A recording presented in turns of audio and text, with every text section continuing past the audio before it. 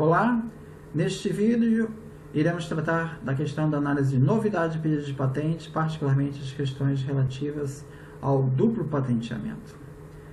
Bem, a possibilidade de você ter invenções feitas por inventores distintos, a mesma invenção, ela existe. Na ciência nós verificamos que isso é um fenômeno não tão raro assim, como poderia parecer à primeira vista, né? Nós temos exemplos como a descoberta do cálculo diferencial por Newton e Leibniz, independentemente, da indução eletromagnética, por Faraday e Henry. Na área de eletrônica nós temos os trabalhos de Jack Kilby e Noyce, no desenvolvimento de circuito integrado, dois grupos de pesquisa independentes, praticamente chegaram ao mesmo tempo, na mesma invenção. É importante a gente notar que, diferentemente do direito autoral, na área de patentes, o que se dá direito é apenas a um dos inventores. Então, no direito industrial, no direito autoral, se você tem uma mesma criação feita de modo independente por dois autores, imagina um quadro exatamente igual pintado por duas pessoas de forma absolutamente idêntica. É muito raro isso acontecer, mas se isso acontecesse, os dois autores eles teriam direito à proteção por direito autoral para a mesma matéria, porque o direito autoral ele é um direito personalíssimo, ele é um traço do autor na obra. E ninguém pode negar que, feita de forma independente, existe ali o traço do autor na obra. No direito de patente, não. No direito de patente, ganha quem depositar primeiro no escritório de patente. É a regra do primeiro a depositar. Então, mesmo que tenha havido um outro inventor que, de forma independente, tenha chegado àquela invenção, ganha a patente o primeiro a depositar. A única possibilidade é esse primeiro inventor tentar anular essa patente com anterioridade, de alguma maneira ele ter divulgado aquela invenção dele antes e usar essa divulgação para anular a patente do segundo. Mas fora isso, se ele não divulgou aquilo, ele ganha o direito quem for o primeiro a depositar. Então existe essa diferença entre patente e o direito autoral. Existe uma decisão da Suprema Corte dos Estados Unidos que ela diz: a originalidade não significa novidade. Originalidade é o critério de direito autoral. Essa diferença que eu acabei de falar é o que distingue a originalidade da novidade. Continua a Suprema Corte: uma obra pode ser original apesar de parecer bastante com uma outra, contanto que a semelhança seja ocasional, não seja resultado de cópia. Para ilustrar, assumindo que dois poetas, um desconhecendo o outro, componham poemas idênticos, nenhuma das obras tem novidade, mas ambas são originais e, portanto, protegidas por copyright, o direito do autor.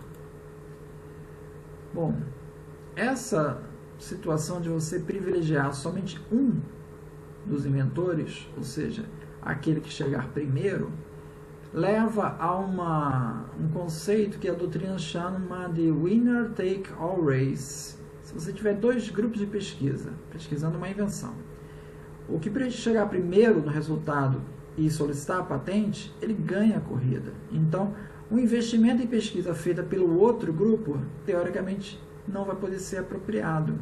Ele irá perder esse investimento.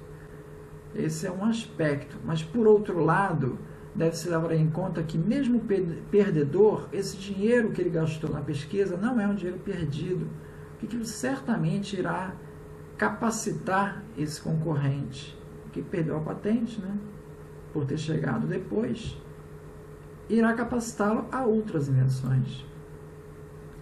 A lei de propriedade industrial, ela não tem um artigo claro que defina que não possa haver duplo patenteamento. Existe o artigo 6º que diz que ao autor de invenção, modelo de utilidade, será assegurado o direito de obter a patente que lhe garanta a propriedade portanto, assume que para uma mesma invenção ou modelo não possa ser concedido duas patentes, porque ele se refere a obter a patente no singular. Então, é uma via meio indireta de extrair a conclusão que a lei veda a possibilidade de dois inventores pleitearem patente para a mesma invenção. O Código de Propriedade Industrial, no artigo 5º, anterior à LPI, ele dizia: ao autor da invenção do modelo de utilidade será assegurado o direito de obter patente que lhe garanta a propriedade e o uso exclusivo nas condições. Quando ele se referia ao uso exclusivo, ele diria de uma maneira mais clara que apenas um teria essa exclusividade. Na Lei de Propriedade Industrial, Lei 9279, ela também diz no artigo 11 que ela veda a possibilidade de dupla concessão de patentes sobre uma mesma invenção, na medida que o parágrafo 2º dispõe que um primeiro pedido de patente sobre determinada invenção, mesmo que ainda não publicado, ele faz parte do estado da técnica de modo a impedir um segundo patente sobre a mesma invenção, evitando-se assim a dupla proteção. Então, Paul Martelly, ele chama atenção para esse aspecto, ou seja, existem duas maneiras de você evitar a dupla proteção. A primeira é essa que a gente viu do artigo 11, ou seja, você assimila ao estado da técnica artificialmente um pedido precedente ainda não publicado. E ele diz que ele faz parte do estado da técnica, que é o que faz o artigo 11. Uma segunda possibilidade é você ter um artigo na lei que explicitamente vede a possibilidade de dupla proteção.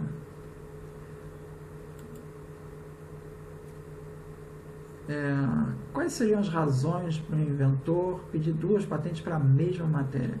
Bom, não existe uma razão lícita para isso. O escritório de patentes deve, dessa forma, evitar essa situação de dupla proteção, porque não tem uma lógica para se fazer isso. E essa situação poderia servir a atos ilícitos. Por exemplo, você poderia conceder um licenciamento exclusivo da mesma invenção, uma patente para uma pessoa e a outra patente protegendo a mesma invenção para uma segunda pessoa, o que seria ferir a ideia de licenciamento exclusivo.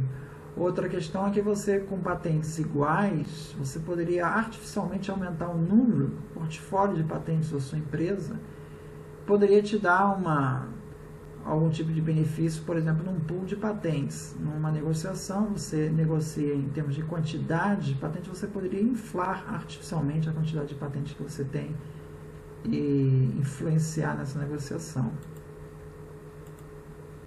Existe uma decisão em 2014 do Federal Circuit dos Estados Unidos, que ele trata de duas patentes de um mesmo depositante relativa a métodos de tratamento de artrite reumatoide, usando lá um medicamento. A primeira patente expirou em 2012. Ela reivindicava o método da administração desses medicamentos para tratar artrite.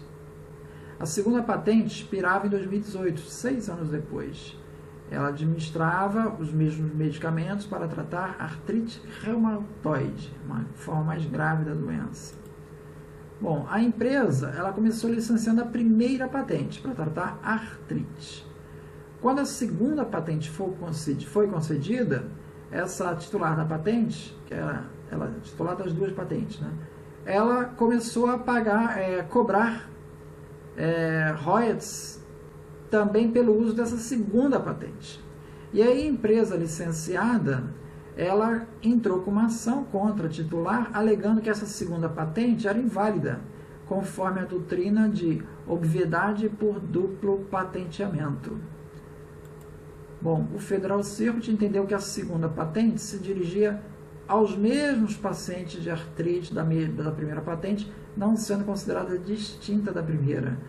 Tratava-se, na verdade, de uma variação óbvia da primeira patente, que tratava de pacientes de artrite em geral, para a segunda situação de artrite reumatoide. Então, ele considerou, sim, duplo patenteamento e negou essa segunda patente. Observação especial deve se dar aos pedidos divididos, uma vez que a divisão de pedidos ela não deve servir para dupla proteção, ou seja, se você tem um pedido principal que reivindica X mais Y, o pedido dividido deve manter o X, por exemplo, na patente principal e o Y aparecer sob a forma de um dividido. Isso que é o conceito original, divisão de um pedido, né? E não você replicar o X num e no outro pedido, né?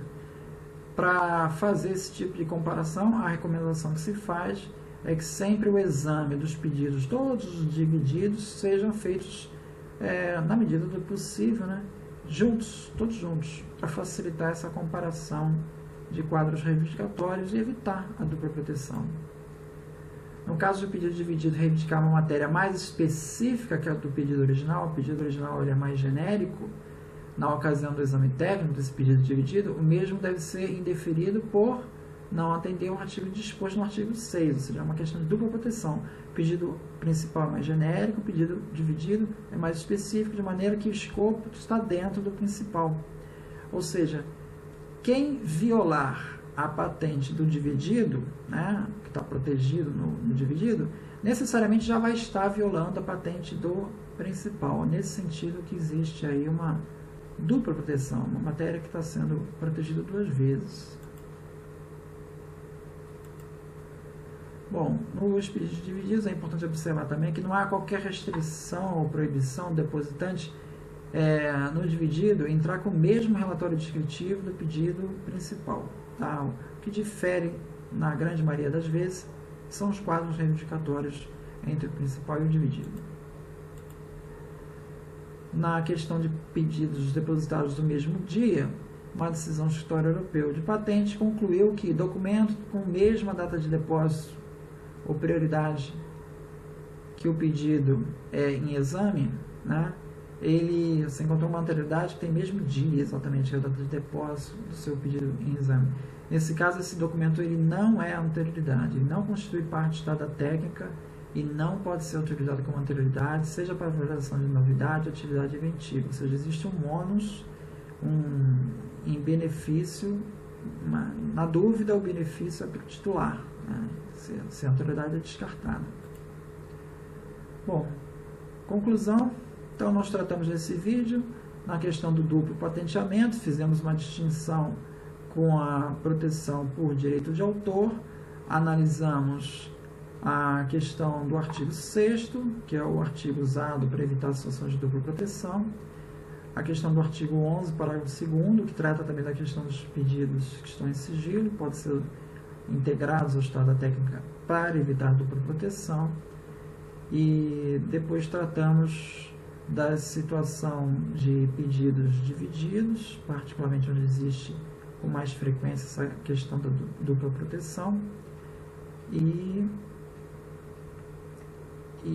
são essas as questões principais.